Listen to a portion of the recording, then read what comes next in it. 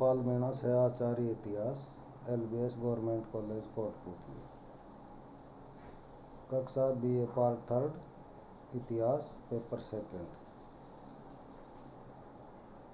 आधुनिक विश्व का इतिहास। आज मैं फ्रांस की क्रांति के परिणामों पर चर्चा कर रहा हूँ। फ्रांस की क्रांति के परिणाम या विश्व इतिहास में इसका महत्व।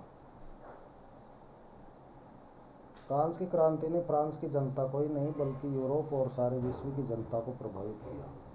इसके सिद्धांतों, स्वतंत्रता, समानता तथा बंधुत्व के नारों से संपूर्ण यूरोप गूंज उठा। इसीलिए यह कहा जाता है कि यह एक अंतर्राष्ट्रीय महत्व का आंदोलन था, जिसके उदय होने से फ्रांस का इतिहास यूरोप का इतिहास बन गया तथा फ्रांस के राष्ट्र नायक नेपोलियन को यूरोप का नायक बनने का सौभाग्य प्राप्त हुआ। क्रांति ने एक और जहां निरंकुशता तथा विशेषाधिकार की युक्त पुरातन व्यवस्था को नष्ट किया, वहीं दूसरी ओर इसने लोकतंत्र, समाजवाद एवं राष्ट्रवाद के नवीन विचारों पर आधारित आधुनिक युग का सूत्रपात किया। क्रांति के महत्व, प्रभाव या परिणामों का अध्ययन निम्नानुसार स्पष्ट किया जा सकता है। नंबर 1, पुरातन व्यवस्था का अंत। फ्रांस की क्रांति ने पुरातन व्यवस्था का अंत कर दिया। इस पुरातन व्यवस्था की विशेषताएं थी निरंकुश राजतंत्र, सामंती अत्याचार, विशेषाधिकार युक्त कुलीन तंत्र एवं पादरी तंत्र तथा जनसंख्या के इस ऊपरी अल्पांश का विलासिता का भार ढोती अधिकार शून्य सामान्य जनता। 20 जून 1789 को टेनिस कोर्ट की शपथ में पुरातन व्यवस्था के विरुद्ध जनसंकल्प की एक दृढ़ चुनौती थी। बास्टील के पतन, जो 14 जुलाई 1789 में हुआ, इसने राजतंत्रीय निरंकुशता के पतन की शुरुआत कर दी। वर्साई की ओर महिलाओं का जो जुलूस गया 5 अक्टूबर 1789 को, वह वर्साई के राजा और रानी को पेरिस लेकर आ गया। उसके बाद पेरिस की जन सरकार का कैदी बनकर रह गया राजा।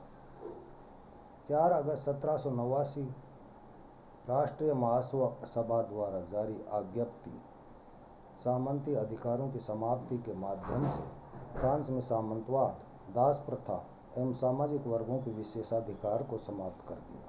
चर्च द्वारा लिए जाने वाले धार्मिक कर, टाइट को भी समाप्त कर दिया गया।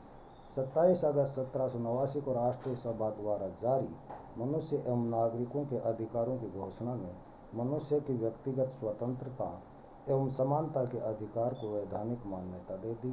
12 जुलाई 1790 को जारी पादरी तंत्र के नागरिक संविधान द्वारा सभी धर्माधिकारियों को राज्य का वेतनभोगी कर्मचारी बना दिया गया और इन्हें राज्य के प्रति शपथ लेना अनिवार्य कर दिया गया। 1791 में फ्रांस का प्रथम लिखित संविधान लागू कर दिया गया। इस संविधान द्वारा फ्रांस में संवैधानिक राजतंत्र की स्थापना की गई। राजा को नाम मात्र का प्रधान बनाया गया। जनवरी 1793 में देशद्रोह के अपराध में लुई 16वें को मृत्युदंड देने के साथ साथ फ्रांस की पुरातन व्यवस्था समाप्त हो गई। यूरोप के अन्य देशों में भी पुरातन व्यवस्था समाप्त होने की प्रक्रिया शुरू हुई। नंबर 2, लोकतंत्र का प्रसार।